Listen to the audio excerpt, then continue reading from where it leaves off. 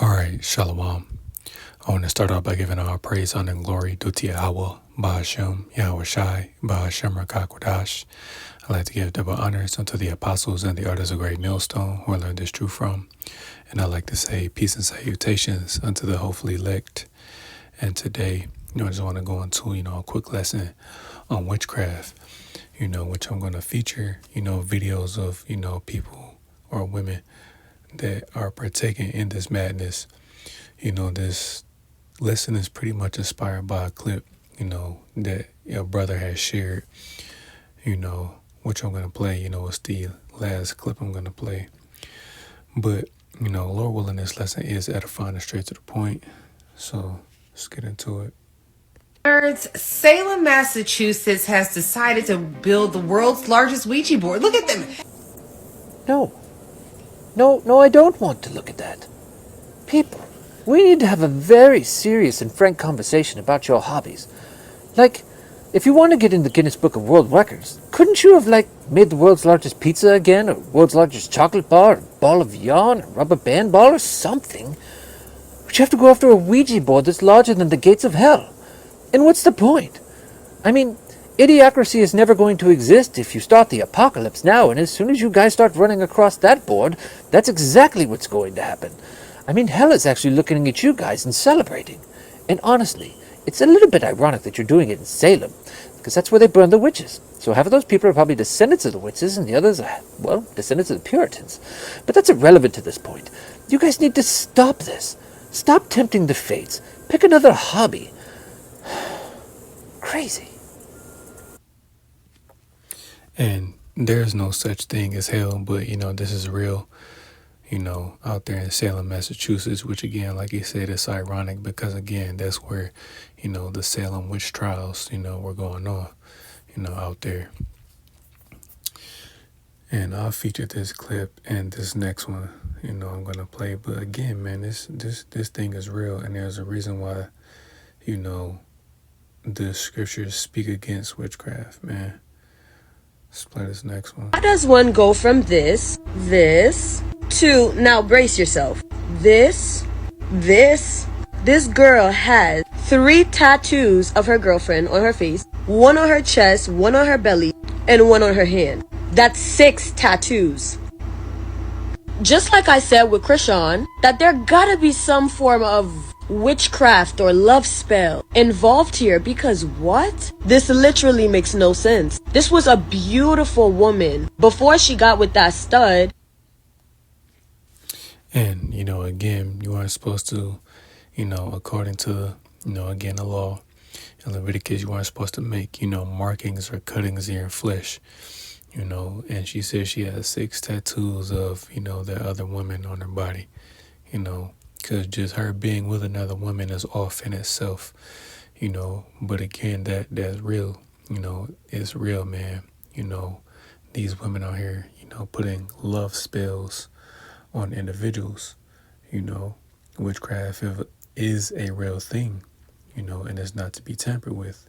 There's a reason why we're not, supposed to do it, and there's a penalty for it. So I'm play this next one.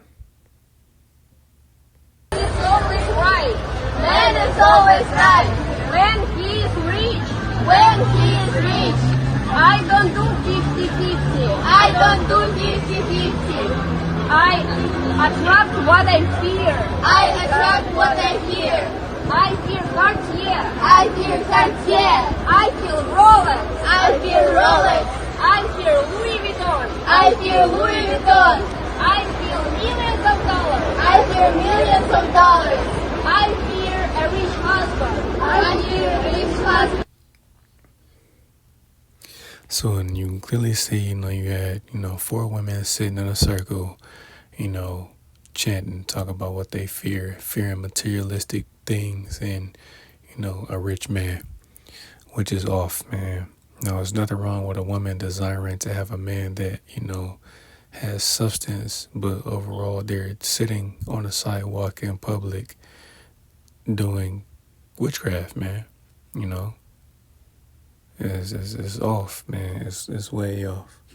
So I'm gonna play this last one, and this is the one, that the particular brother had shared, man, that sparked the inspiration for this lesson, because this is why we have to be careful dealing with certain of these women out here, because they will do things like this. Think carefully about who you're doing this for, because you won't be able to distance yourself from that person ever again. To begin, take a sanitary pad and make a hole in it. Through this hole, insert a photo of the person you wish to have in your life.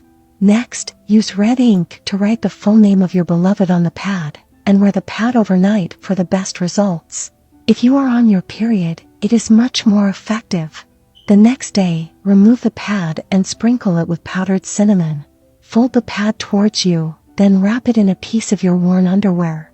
Then, store it in a dark place where no one can find it, and don't be surprised if the person soon becomes deeply infatuated with you.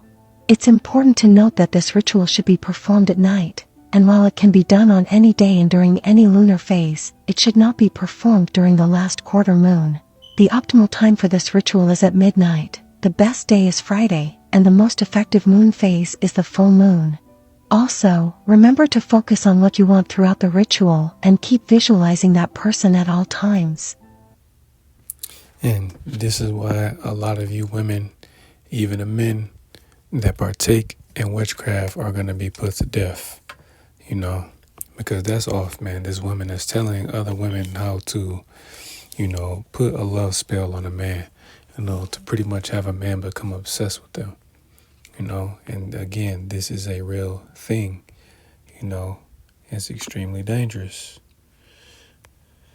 So I'm going to start in the book of Exodus, chapter 22 and verse 18. And it says, "Thou shalt not suffer a witch to live." So yeah, man, that woman alone in that video pretty much teaching these women out here how to, get a man to be obsessed with them, man. She's going to pay for that, and I just heard all these women, that are out here partaking in witchcraft, that are doing these particular things, because again, it may seem harmless, but it's not, man.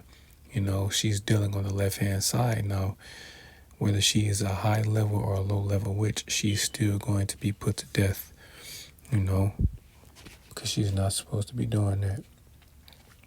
So now I'm going to go to the book of Leviticus chapter 20, verse 27. And it says, Leviticus 20 and 27. It says, "A man also or woman that hath a familiar spirit, or that is a wizard, shall surely be put to death. They shall stone them with stones. Their blood shall be upon them." And yeah, man, as we know, there are particular sins, that are written in the Bible that are sins unto death. Witchcraft is one of those sins that are unto death, man, because you're not supposed to do it, man. You weren't supposed to tamper with the spirit world, man, because again, that is a real thing, man, and it's dangerous. Now, the Lord will allow these people to, do these things, do these particular things, and bring forth things on the left-hand side. But overall, we know that the right-hand side, is more powerful than the left, but all these people that are dealing on the left-hand side are going to be dealt with, So this is the book of Deuteronomy, chapter 18 and verse 9. And it says, "Spiritism forbidden," because again, this particular practice is forbidden. You're not supposed to do it. So this is Deuteronomy 18 and 9. It says, "When thou art come into the land which the Lord Yahweh thy power giveth thee, thou shalt not learn to do after the abominations of those nations," because what were those nations doing? Who was in the land of Israel before Israel, came and took their inheritance, which is the land? You had the Philistines over there, the Canaanites, just the Hamites in general, that were in that land doing these particular things, doing witchcraft, satanic rituals, child sacrifice, things of that sort. The Lord told us not to learn the things of the heathens, man. Hence the reason Isaiah or is it Jeremiah chapter 10? Slacky, I'll grab it real quick. Yeah, I think it is Jeremiah chapter 10 and verse 2. And it says, "Thus saith the Lord, learn not the way of the heathen, and be not dismayed at the signs of heaven, for the heathen are dismayed at them." And the point I want to bring out in this scripture is that we're not supposed to learn the ways of the heathen, but what do our people do anyway? 2/3, what do? They learn of these particular ways and they follow after these particular customs, man, which they aren't supposed to be doing, So coming back to Leviticus 18.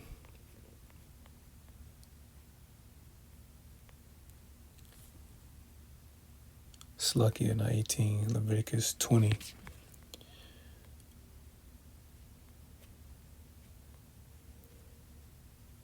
Or no, Slakia, because I have my scripts written down.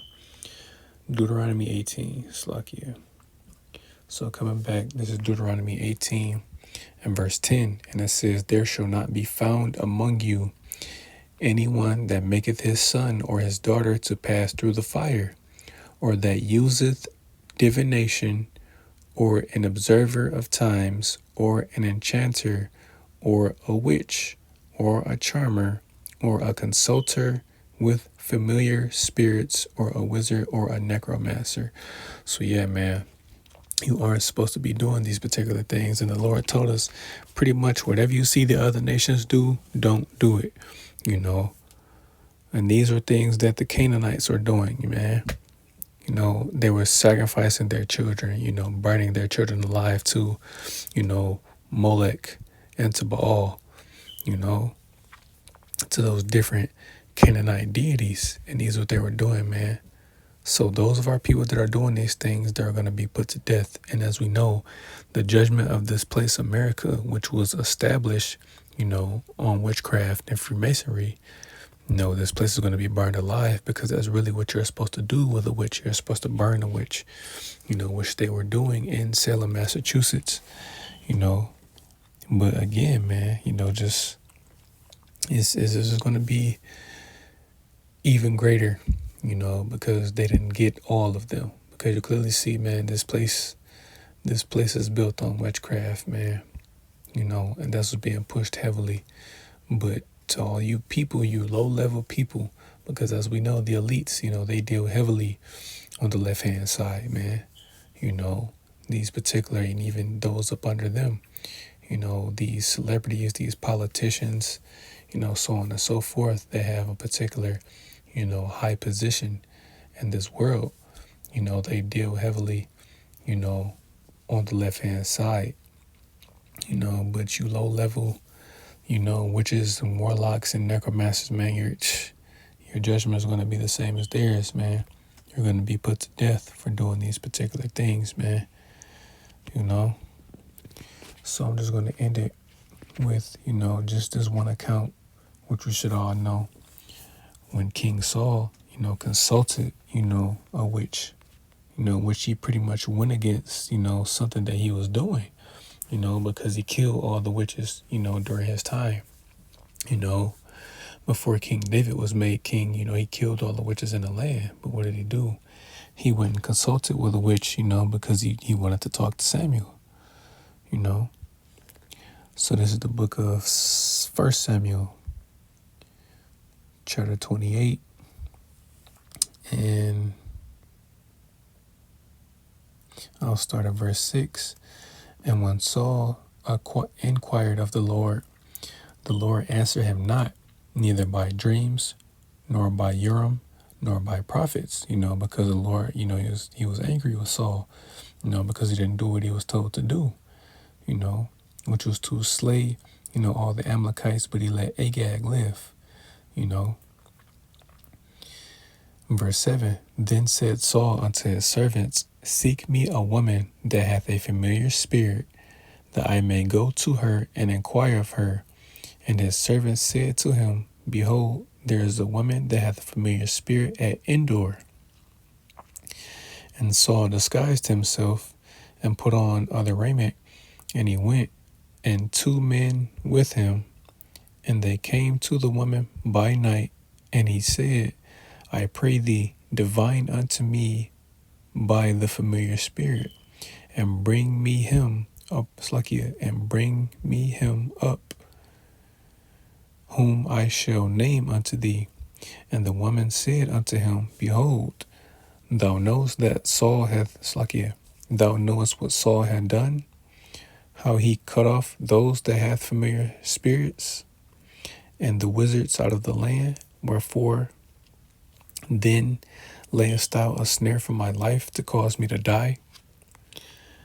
And Saul sware to her by the Lord, saying, As the Lord liveth, there shall no punishment happen to thee for this thing. Then said the woman, Who shall I bring up unto thee? And he said, Bring me up Samuel. And when the woman saw Samuel, she cried with a loud voice, and the woman spake to Saul, saying, Why hast thou deceived me? For thou art Saul. And the king said unto her, Be not afraid, for what sawest thou? And the woman said unto Saul, I saw gods ascending out of the earth. And he said unto her, What form is he of? And she said, An old man cometh up, and he is covered with a mantle. And Saul perceived that it was Samuel, and stooped with his face toward the ground, and bowed himself. Verse 15, and Saul said, Slakia, and Samuel said unto Saul, Why hast thou disquieted me to bring me up? And Saul answered, I am sore distressed, for the Philistines make war against me, and Yahweh is departed from me, and answereth me no more, neither by prophets, nor by dreams. Therefore I have called thee, that thou mayest make known unto me what I shall do. You know, and then I'm just going to stop right there, because pretty much, just to give a brief overview, you know, King Saul, you know, he inquired of, you know, this witch, because again, the Lord wasn't dealing with him.